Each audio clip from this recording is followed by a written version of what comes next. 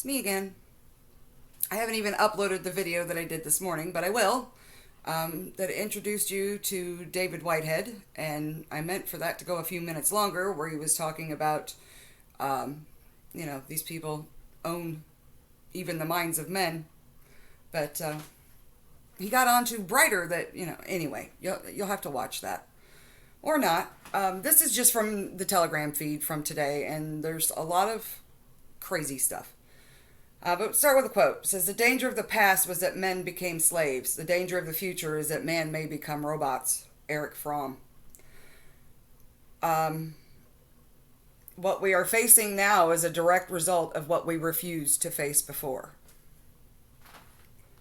Let's see, where am I looking for? Well, here's another quote. "The turbulence of our times demands strong selves with a clear sense of identity, confidence, and worth. The rapid change in our lives today should indicate to us the danger of not knowing who we are or not to trust ourselves.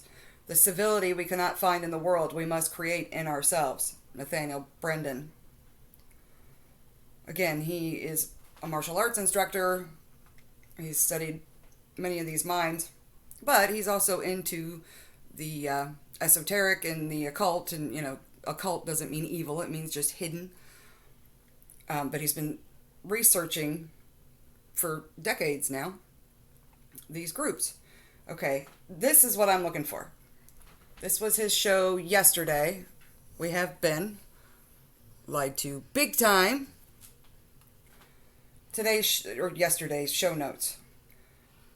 It says, "The last of human freedoms, to choose one's attitude in any given set of circumstances, to choose one's own way, and there were always choices to make. Every day, every hour, offered the opportunity to make a decision which determined whether you would or would not submit to those powers which threatened to rob you of your very self, your inner freedom, which determined whether or not you become the plaything to circumstance, renouncing freedom and dignity." That's Viktor Frankl.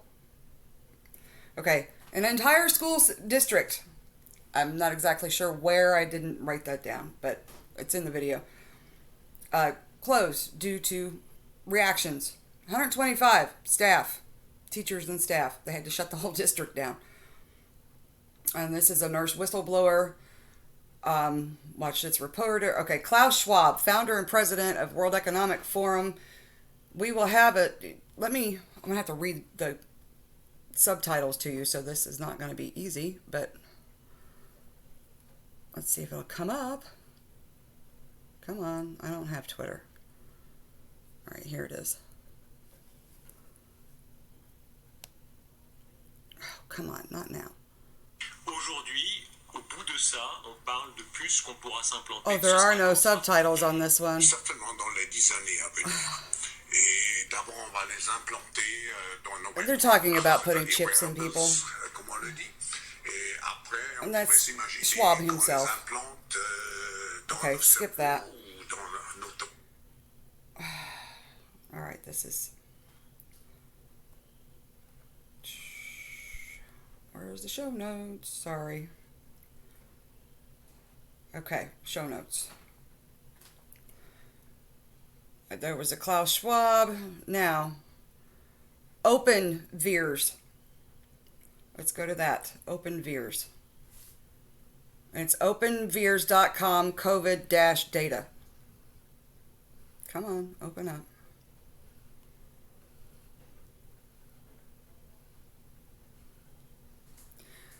$3,544 deaths, 8,165 hospitalizations, 16,554 urgent care, 19,214 office visits, 636 anaphylaxis, 734 Bell's palsy, 889 heart attacks, 152 miscarriages, severe allergic reaction, 5,782, thrombocytopenia, which is low platelet count, 593.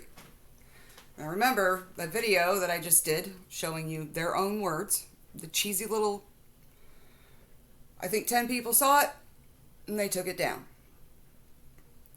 Okay, Veers, I told you, it says an HHS funded 3-year review by Harvard Medical School of 715,000 patients stated that fewer than 1% of adverse events are reported. This could mean there are 100-fold more adverse events than are reported to VAERS. The CDC has nonetheless refused to mandate or automate VAERS reporting. We don't know what the numbers are. We know that a lot. I told you, ask your doctor if they know what it is, because most of them do not. All right, here's the main thing. The article author researches Philippa Lentzos, Departments of War Studies and of Global Health. Why are those two together? And Social Medicine at King's College London. And Guy Reeves, Max Planck Institute Evolutionary Biology, introduced the topic. Below there is also a reference to Pfizer and Johns Hopkins in reference to self-spreading jabs. All right, here's an article. Let's go to this one. Scientists are working on jabs that spread like a disease. What could possibly go wrong? Once a COVID-19 jab is approved for public use, which it still is not approved. It's got emergency use authorization. It has not been approved. In fact, wasn't it all over last week? What did it just do? Did they say they will not be approving one? Officials around the world will face the monumental challenge of jabbing billions of people, a logistical operation rife with thorny ethical questions. What if instead of orchestrating complicated and resource-intensive campaigns to jab humans against emerging infectious diseases like CV-19, we could instead stop the zoonotic diseases that sometimes leap from animals to people at their source? A small but growing number of scientists think it's possible to exploit the self-propagating properties of viruses and use them to spread immunity instead of disease. Can we beat viruses like SARS, the novel, at their own game?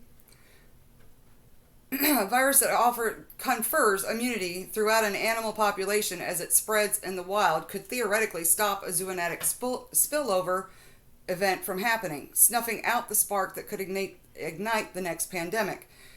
If the wild rats that host the deadly Lassa virus, for example, are jabbed, the risk of a future outbreak among humans could be reduced. For at least 20 years, scientists have been experimenting with self-spreading vaccines, work that continues to this day and which has gained attention of the U.S. military. For obvious reasons, public and scientific interest in jabs is incredibly high, including in self-spreading jabs, as they could be effective against zoonotic threats. The biologists Scott Nuismer, Nuismer, and James Bull generated fresh media attention to self-spreading over the summer after publishing an article in the journal Nature, Ecology, and Evolution. That was the one above. But the subsequent reporting on the topic gives short shrift to the potentially significant downsides to releasing self-spreading jabs into the environment. They could indeed entail serious risk, and the prospect of using them raises challenging questions. You think? Okay, so this is all in today's show notes. And I'll try to link this. I've been trying. I've sent a bunch of stuff over to my MeWe. There's more on that. Here's an EU Times made to self-spread to Yeah. Okay. I want to go to... I sent it to my MeWe, so let's see if it's there.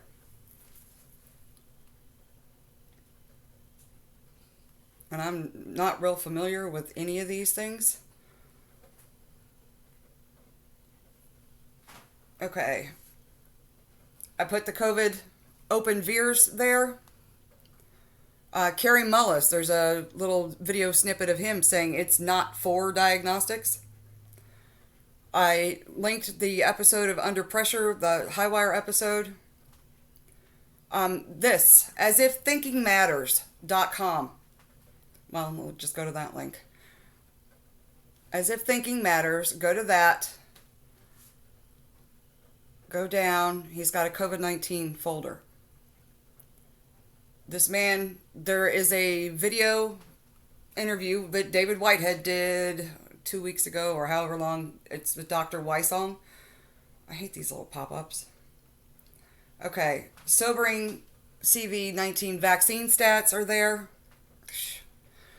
The elephant in the room, we the people. I mean, he's got just go through this file. He's got charts and graphs. But something else I wanted you to know about was, let me see if I can get off of that. Millions Against Medical Mandates, MAM.org. Yes, .org. Now here's the video that De-Evolution had, he didn't exactly link it because he's having problems with links. This is why I'm trying to show you how to find things, because links are not working. In fact, that thing that I went through that had all the Billy Boy and Jeffy, it took me off to some rap video, and my son has gotten me turned on to some rap music, so I'm listening to the music thinking, okay, that's not bad. I look down and the video is holy crap. Lil Nas, I guess, Lil Nas, I don't remember. It was, yeah. Okay, urgent. This is at Health Impact News. I think that's a .com. Urgent. 5 doctors agree. That word. Discuss what to do about it. Now, this is Christiane Northrup, Dr. Carrie Madej, which is actually the interview that got Whitehead kicked off of YouTube. Dr. Tenpenny, Dr. Lee Merritt, and Dr. Larry Polovsky. It's very interesting. They're talking about the shedding aspect. They do give suggestions of what to do if you're around people that have had this, because we don't know. I linked the video I was talking about in the early one. Sorry, I'm all over the place because my head's on overload. But the John Coleman, I said, here it is, all laid out, and this was from 1994. This was the WHO. I can't even remember what they were saying at that point. And then the important. I don't know who she is. I just came through in my Telegram feed. But let's go to, well, I just lost it. Millions Against Medical Mandates.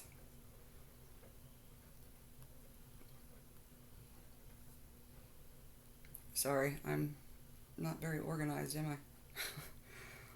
Who are Millions Against Medical Mandates? We are a coalition of health freedom activists working together to prevent medical mandates. We are physicians, lawyers, journalists, nurses, researchers, scientists, nutritionists, parents of vaccine-injured children, and adults.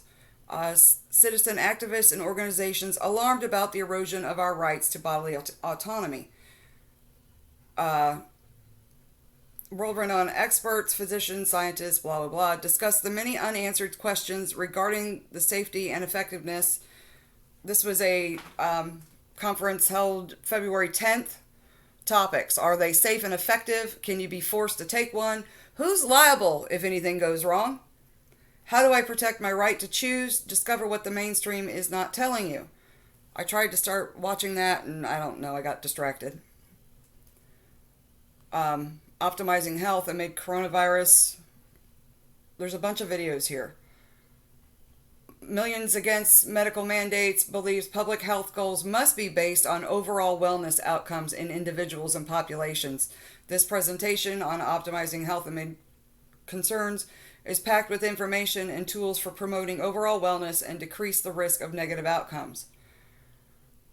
We really need to be paying attention to things that we can do. But there's a whole list of doctors that have come out. I will try to get more about what we can do. There are all kinds of studies saying that we are all, especially mostly through North America, are critically low on that little D. There's reasons for that, but we won't go off into total. Anyway, I'm out of time, so just a bunch of information.